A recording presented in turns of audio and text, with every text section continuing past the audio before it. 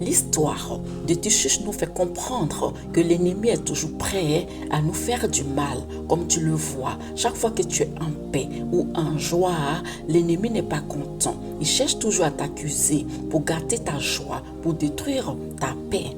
L'ennemi veut faire passer le Dieu que tu adores d'un faux Dieu, un Dieu mort, incapable de sauver une personne.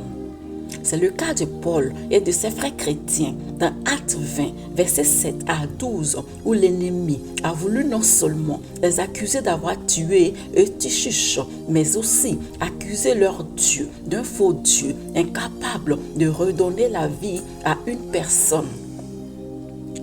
Mais gloire soit rendue à Dieu qui a intervenu à travers Paul et a retourné la situation en démontrant sa puissance et la foi des chrétiens a été renforcée. Alors toi qui m'écoutes en ce moment, Dieu veut que tu te rappelles de la foi de Paul. Quand tout semblait perdu, Paul n'a pas douté, il n'a pas paniqué.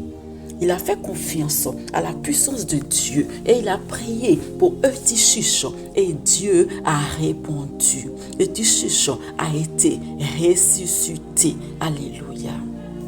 Ce qui est remarquable, c'est que l'ennemi voulait transformer ce moment glorieux en un moment de deuil, mais Paul a vite compris cela. C'est la raison pour laquelle Paul a reconnu la situation, mais il n'a pas laissé les circonstances définir sa foi. Après avoir prié pour Tychus, Paul a continué ce qu'il devait faire. Il ne s'est pas laissé distraire par l'ennemi. Il a continué son enseignement. Il a rompu la Sainte Seine. Ils sont restés dans la présence de Dieu jusqu'au matin. Parce que Paul savait que Dieu est capable de faire des miracles.